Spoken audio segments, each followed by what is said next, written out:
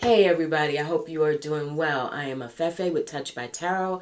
I am an intuitive reader, and based on popular demand, I have been lately sort of including a little more political readings and information into my channel because, as many of you know, I am a former journalist, and so merging those two aspects of life, our political views and our spiritual path and our spiritual views, they do go hand in hand.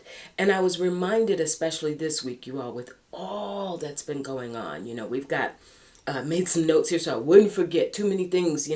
We had Marjorie Taylor Greene, like just going beyond. Every time we think she can't, get to a new low, sink to a new low, there she goes. So she's in Congress waving around pictures of a naked, Hunter Biden.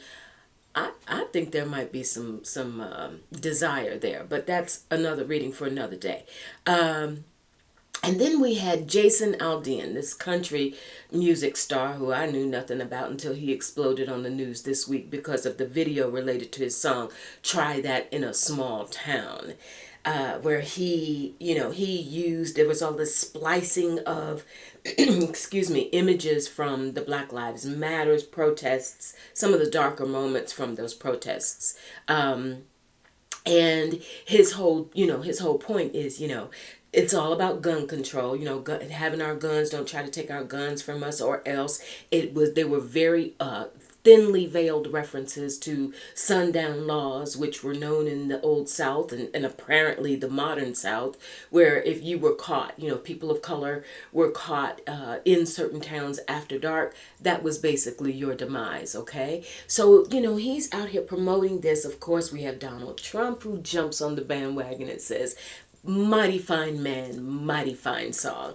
It's just been one thing after another coming at us, you all. And so when I think about it from a spiritual perspective, I was really happy to see. I woke up this morning to a story on Politico.com, and the headline says, I share it with you. It says, "This is a really big deal. How college towns are decimating the GOP."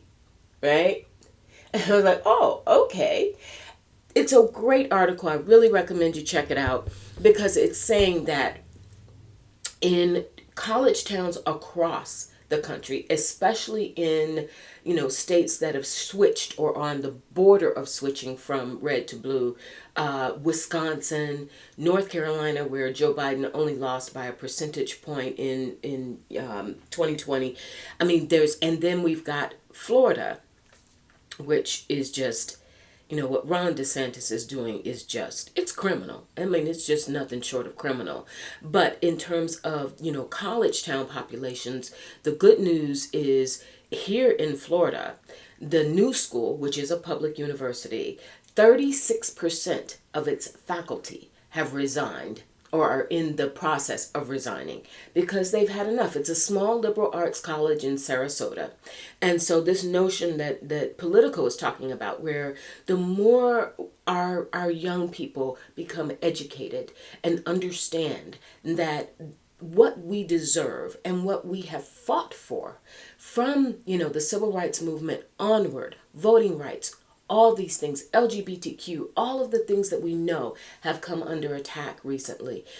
There is a way to correct that, but it's going to take everybody, all hands on deck in 2024. And this article in the Politico on Politico.com is saying, guess what?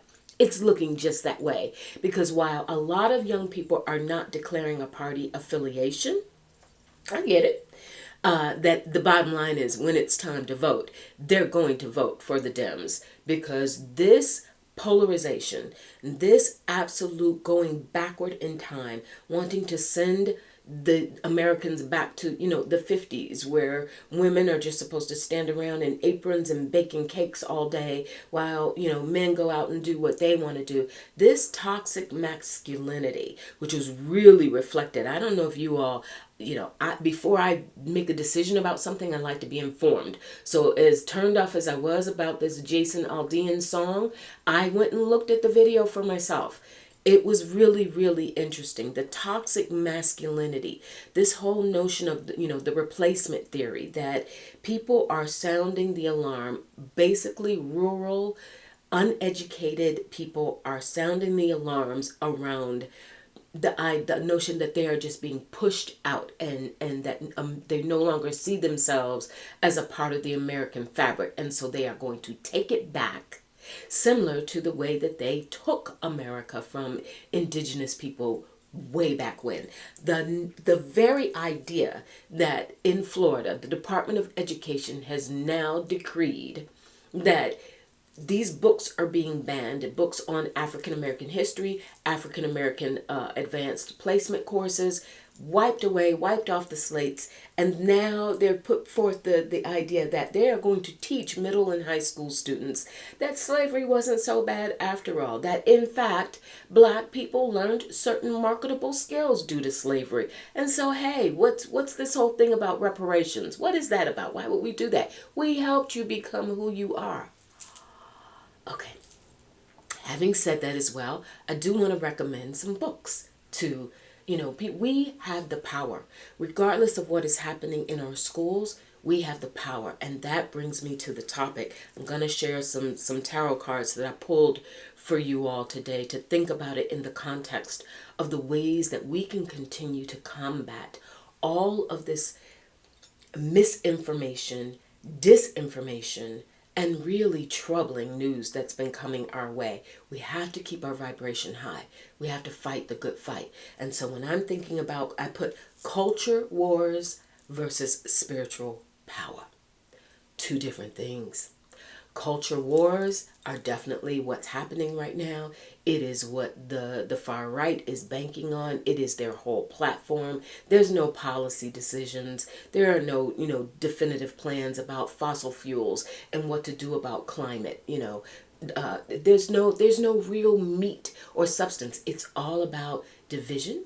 It's all about creating this image and this belief, this false belief that somehow we are not, as Americans, we cannot come together. We cannot look out for one another. We cannot respect one another's freedoms and rights to be, whether that's trans, LGBTQ, non-binary, black, brown, red, purple, pink with zebra stripes.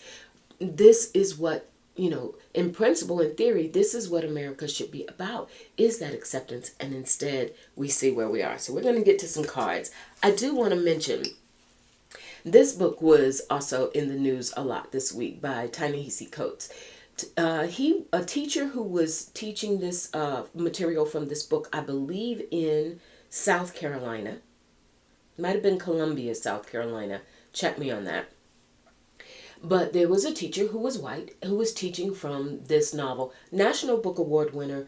Absolutely incredible book written by, he was a former journalist from the Washington City paper, I believe, and maybe even for a while the Washington Post. He also wrote for a while for the Atlantic Monthly magazine, incredible publication.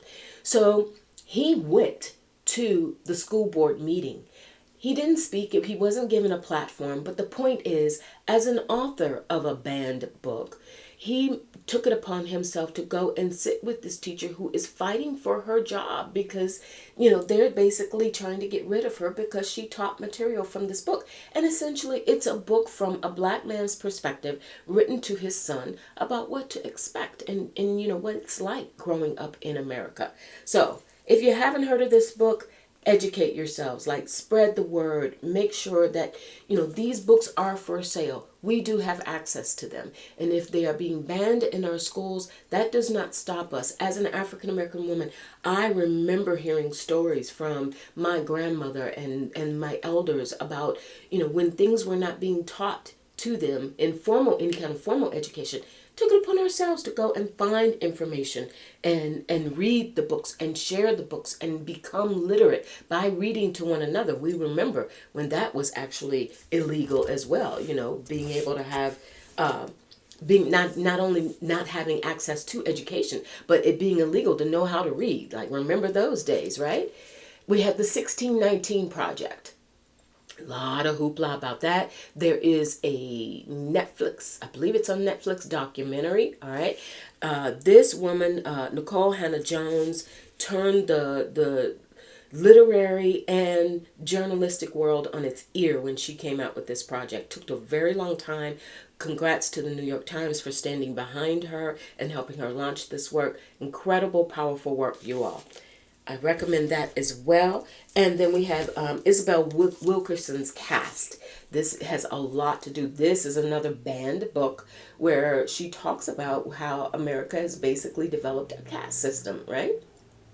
Incredible work. And finally, just because I had this on my shelf, Slavery in Florida. For those, teachers who are still interested in learning the facts and presenting information that is valuable to our young people so that they can understand truly the history of this state in particular, and perhaps understanding, putting that in the context of just how despicable it is and how wrong it is that you have this revisionist history that's being implemented. It's going to stop. It's going to stop. All right. Culture wars versus spiritual power. In the system of tarot, one of the things, I talk about this all the time, I call it tarot is the great unifier of all people, because the lessons that we learn in the system are applicable to all of us from all walks of life. And in particular right now, you all, as we are going into 2024, as every day it seems like there's something else happening, I've got some ideas about the ways that we can, hone in on our cards and use them and focus on them to be more intentional about where we stand in our spiritual power so that we can continue to participate. We can't put our heads in the sand and pretend that this isn't happening. We have to be participants in our political system because our very freedoms are at stake, as we see. All right. So let's talk about toxic masculinity and the emperor. All right. Now, Jason Aldean would be a prime example of that. Someone who ostensibly is a musical artist. He's a Western musical artist. Okay. Country music, do your thing. But there's this toxic masculinity with the emperor when it's operating, ruled by Aries, when it's operating in its higher vibration.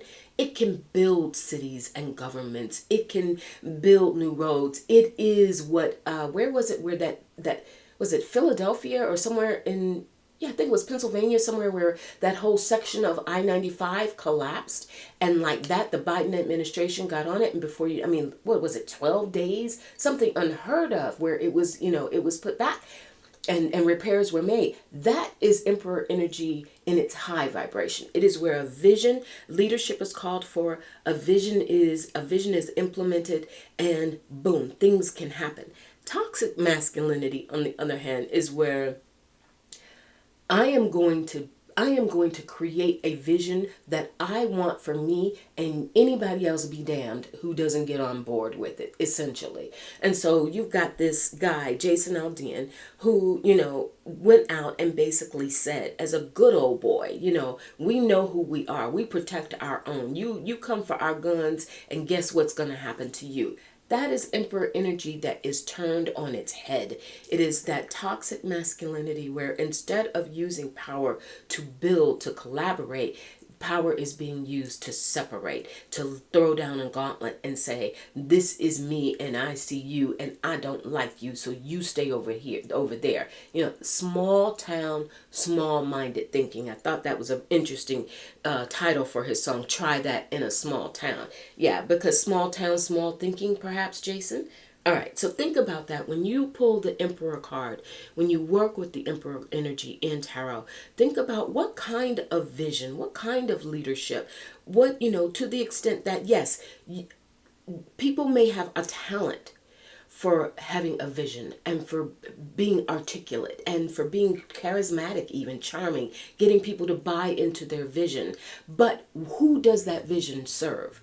What purpose does it serve? And is it meant to really grow us as a people, unify us as a culture, or is it about division?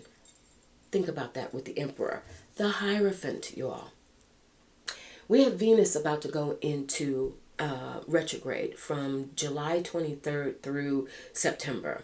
That's important because Venus rules the Hierophant, Taurus, but Venus is also about our money. It is about how we love, how we demonstrate love, and how we handle our values, how we express our values, how we align ourselves with our values. And the Hierophant is the card of the master teacher.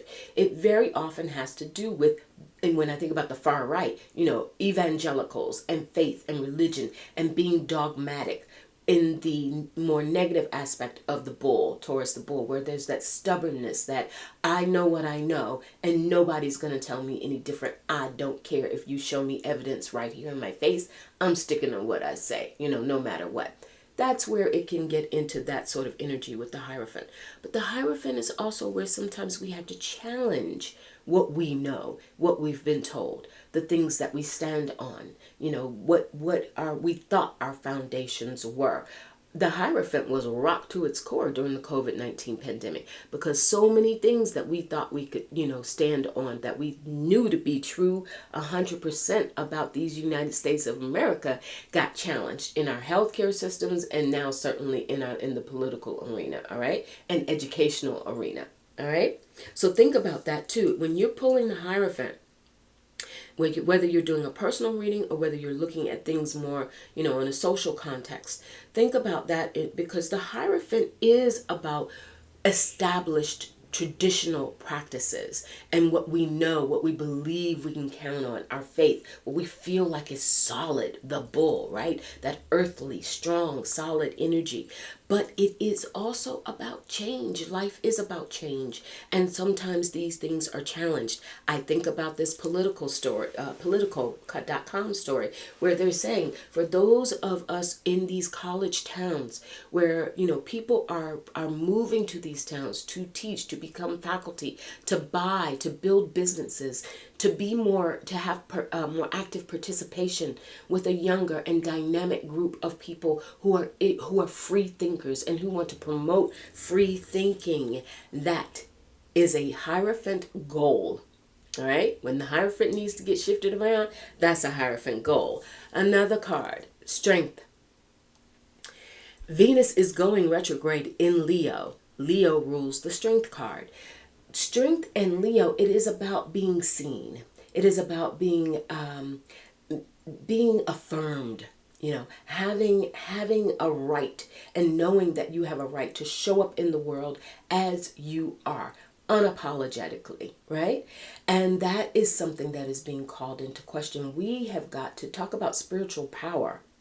We have really got to dig deep and find a level of strength that we didn't even know we were capable of. And I also think this is a wonderful time, you all, for those of you who in your spiritual practice, you are cognizant and you have a relationship with your forefathers, with your ancestors, because when we think about how hard life was, going back to the 19th century and so on, just in terms of survival, just in terms of our basic needs, having a more agricultural, communities where we subsisted very often on farms, etc. We had to learn how to work with the land, work with nature, work with spirit, work with great spirit, right? As my indigenous Americans would say. This is an energy where you find out more about yourself because of the challenges that you face. So be aware that if you're finding the Strength card coming up more and more over the next months, certainly while Venus is in retrograde between now and September, and even beyond that, as we go into this election year 2024, notice how often that card comes up in your readings, because I think Spirit is really preparing us. It is about endurance. It is the number 8. It is ruled by the number 8, that number of infinity. It is this notion that in terms of spiritual power, There is nothing that can separate us from the divine aspect of ourselves. But we have to remind ourselves of that even as we are being bombarded with all of this nonsense. I'm getting images again of Marjorie Taylor Greene, waving nude poster size, had the stuff blown up, poster size images of Hunter Biden, in a sexual act. I mean, for what? Because of his taxes?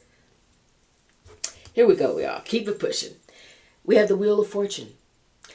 Pay attention to when that card comes in your readings, especially, over the next year, 6 months to a year, or longer, up to the election. Let's keep it going that far, because the Wheel of Fortune is the Lord of Karma.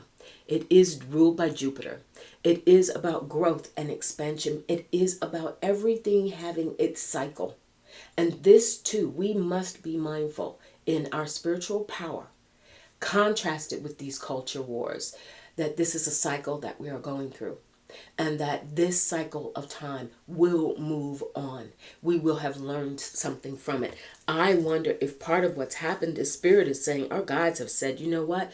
You all got a little comfortable with how you thought things would always be. There was an assumption. No, not in America. Abortion rights being overturned. No affirmative action. Are you kidding me? As hard as we fought for that, right? This whole... everything that we thought we had experienced while Barack Obama was president, this whole notion that we could come together, that our commonalities were stronger and more powerful and potent than our differences. Like, what happened? What happened? And I think Spirit is saying, this is a wake-up call for us to get more aligned with our spiritual power. Our spiritual power is what will overtake the culture wars, because we determine what culture is. And going back to that Politico story, young people are helping to determine what culture is. We have to reach out with education, with books, with our knowledge. Those of us who are older, we have to make sure that we stay connected to young people in an educational context and otherwise. We have to stay connected with them to make sure that they do feel empowered and that they do understand historically what is at stake. All right? Speaking of that, we have justice. Pay attention to how justice comes up in your readings over the next few months and certainly the next year plus, because justice also ruled by Libra, ruled by Venus. This is about fairness. This is about equality. This is about it is the antithesis of the emperor run amok, okay? Because this is the we. This is not, Aries energy and the Emperor energy can be about the me. Me first, my ideals, and everybody else stand in line. Here we have the we. We have that win-win, that desire for relationships ruled by the 7th house, which is about our relationships to one another. Very often we think about that just in a romantic context or a domestic context, but we're talking big picture here, you all. So think about this in your readings when it comes, what Spirit is saying, what the guides are saying to you about how you can be a more active participant in relationships with others. How we can continue to build communities based on fairness, based on equality, based on having objectivity to be able to calmly assess differences and then arrive hopefully at a middle ground that we can all live with, right?